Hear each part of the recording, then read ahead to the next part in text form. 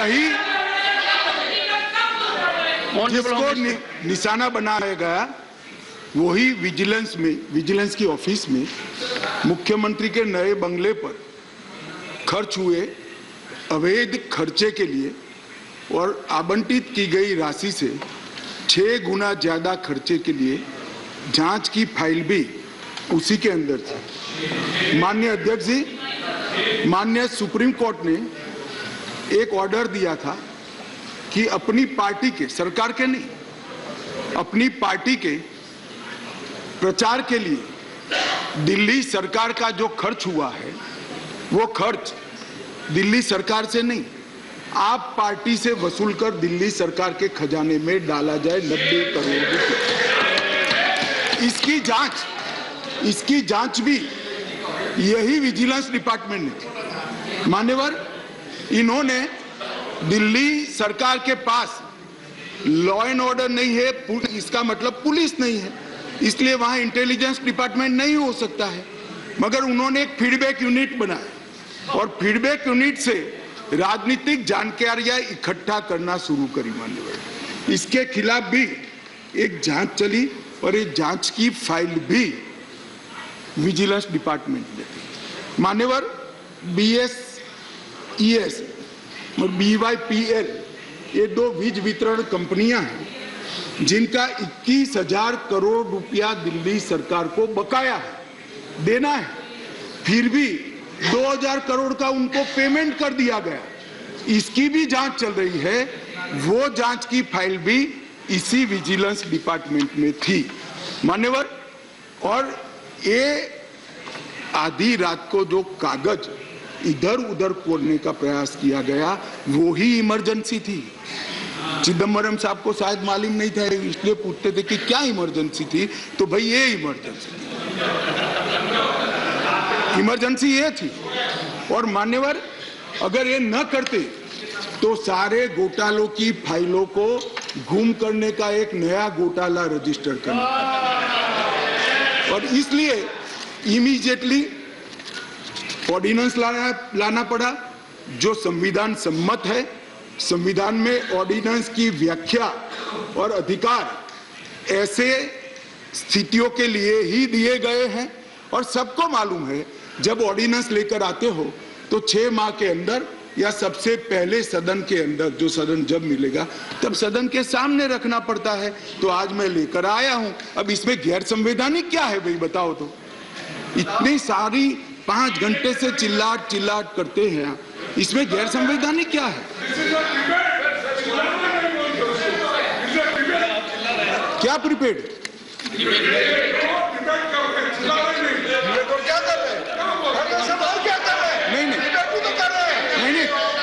नहीं, एक सेकंड। मान्यवर, खड़गे साहब की बात सही है, चिल्लाना शब्द निकाल दीजिए। बार बार रिपीटेशन के साथ इसको आप दोहरा रहे हो, इसलिए मैं बता रहा हूं बस। खड़गे साहब की बात सही है सर।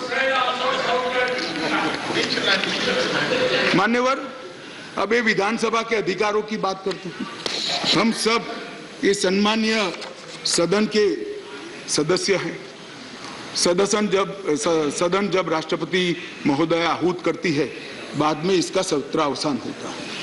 ये संविधान की एक बनाई हुई सदन को चलाने की कार्यरीति है। इस पूरे देश में एक ही असेंबली है जिसका सत्रावसान ही नहीं हुआ ना, सत्रावसान होता ही नहीं। स्पीकर साहब सदन को मुलतवी करते और फिर जब बोलाना है, राजनीतिक भाषण करना है, तब सदन को बुलाकर 3 घंटे चलाकर फिर से बंद कर देते। दिल्ली असेंबली ऐसी है जिसका आज तक सत्रावसान ही नहीं हुआ है। मान्यवर, आप मुझे बताइए ऐसे चल सकता है? माननीय अध्यक्ष जी, विधानसभा के rules of procedure and conduct of business 1997 के नियम 70 में विधानसभा अध्यक्ष को सदन को स्थगित करने का अधिकार दिया है। ये अधिकार इस तरह से देश के किसी भी असेंबली के स्पीकर ने नहीं उपयोग किया है। मैं इस पर कोई टिप्पणी करना नहीं चाहता। अगर उचित है तो कांग्रेस पार्टी ने जरूर इसका समर्थन करना चाहिए कि भाई विधानसभा को या संसदों को स्थगन कर ही चलाना, कभी सत्र अवसान नहीं करना, वो सेशन में ही रहेंगे। अब सेशन में ही रहेंगे तो कानून कैसे बनाओगे? आप कैबिनेट बुला ही नहीं सकते हो। इसलिए क्या स्थिति है समझिए साहब, 2020 में सत्र की संख्या कितनी हुई दिल्ली के? 1 बजट सत्र। 2021 में कितनी? 1 बजट सत्र। 2022 में कितनी बार सदन बुलाया गया? 1 बार बजट सत्र। 2023 में कितनी बार सदन बुलाया गया? 1 बार बजट सत्र। उसके अलावा असेंबली की जरूरत ही नहीं है। इसके अलावा मान्यवर असेंबली की जरूरत ही नहीं है। ये किस तरह से असेंबली चला रहे हैं मान्यवर? कैबिनेट के अधिकारी की दुहाई दे रहे हैं। 2022 में 6 कैबिनेट बैठक सिर्फ हुई है, 1 साल में सिर्फ 6। इसमें से 3 बजट रिलेटेड है और 3 एक बिजली कंपनी को सहायता करने के लिए बुलाई गई, बाकी एक भी कैबिनेट नहीं। मान्यवर 2023 में सिर्फ 2 ही कैबिनेट बुलाई गई और दोनों बजट के कामकाज के लिए बुलाई। अब आप क्या भैया कैबिनेट का दुहाई देते हो, क्या अधिकार का दुहाई देते हो? ना कैबिनेट मिलती है, ना सदन मिलता है और हमें डेमोक्रेसी पढ़ाते हो भाई। ऐसा कभी नहीं होता भाई। ये जो कहते हैं ना कि क्या विशेष हुआ था, इसलिए मैं समझाता हूं मान्यवर क्या विशेष।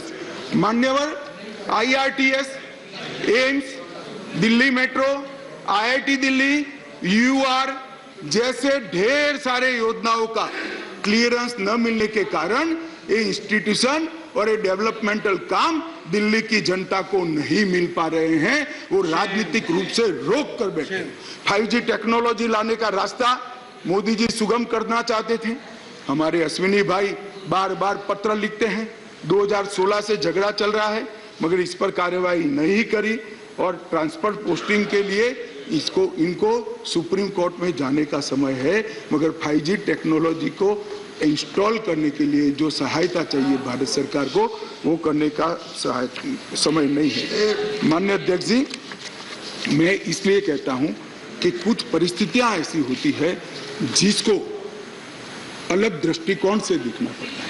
दिल्ली के अंदर 91 से 2015 तक यही व्यवस्था, इसी तरह से ट्रांसफर पोस्टिंग होती थी मान्यवर, और कोई कानून या कोई नियम बनाने की जरूरत नहीं पड़ती। मान्यवर, मैं फिर से एक बार सदन का ध्यान आकृष्ट करना चाहता हूं। कुछ सदन के सदस्यों ने कहा कि ये बिल संविधान सम्मत नहीं है और संविधान के अधिकारों को ये बिल कानून के द्वारा संविधान सुधारने का प्रयास है। मान्यवर, मैं इनका ध्यान दिलाना चाहता हूं कि अध्यादेश और बिल के अंदर थोड़ा फर्क।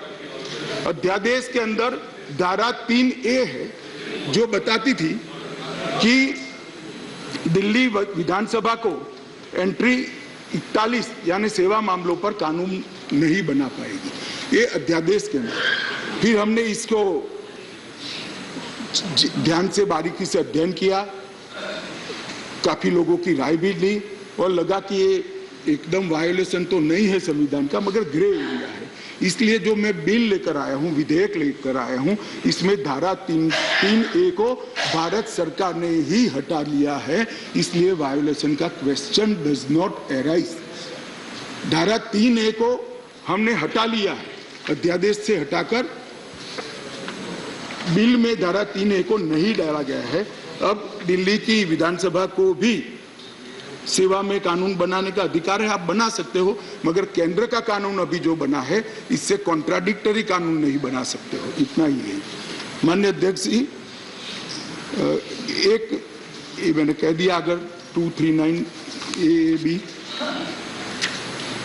एक बहुत बड़ी चर्चा चली कि मंत्रियों के अधिकार अफसरों को दे दिए गए, कैबिनेट के अंदर अफसर कैबिनेट नोट भेजेंगे।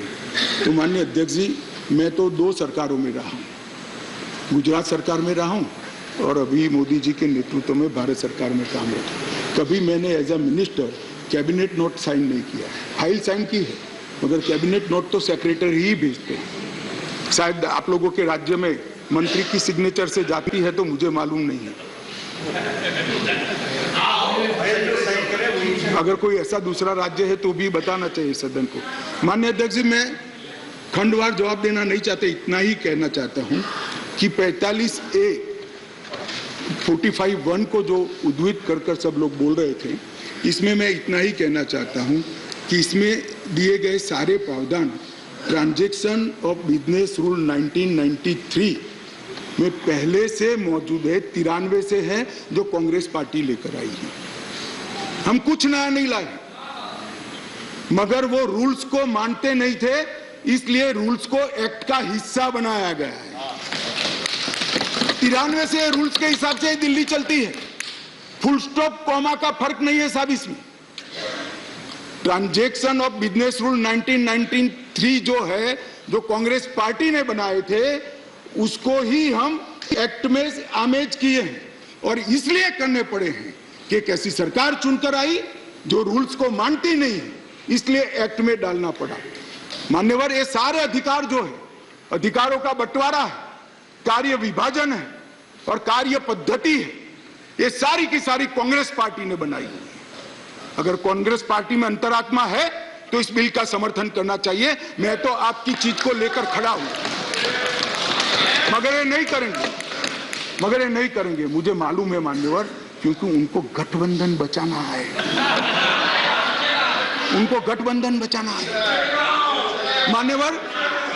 मान्यवर, मैं आपको बताना चाहता हूं, ये आप पार्टी का जन्म ही कांग्रेस का विरोध कर हुआ।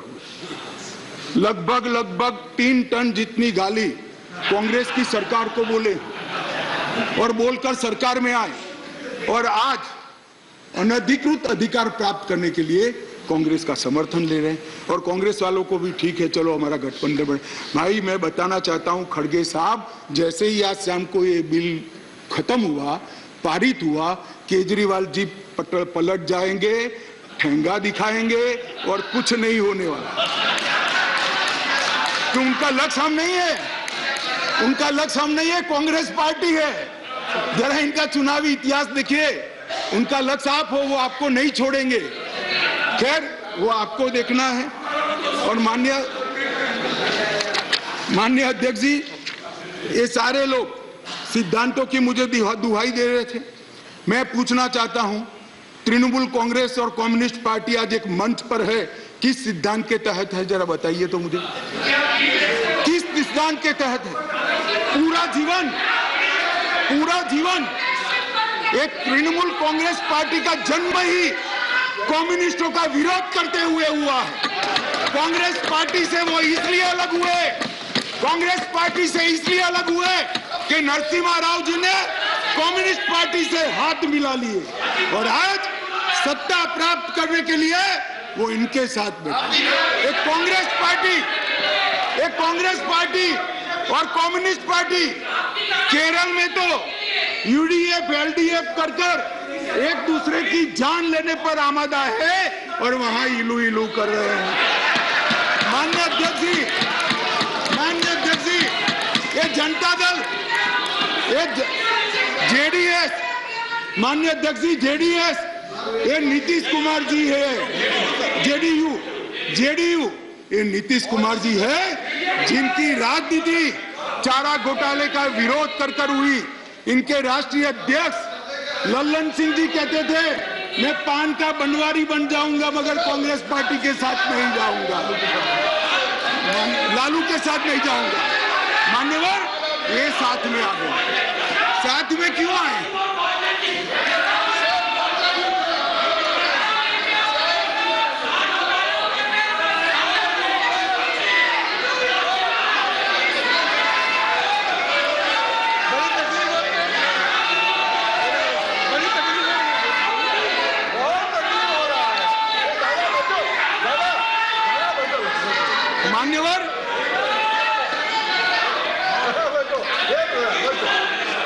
मान्यवर, ये साथ में क्यों आए हैं?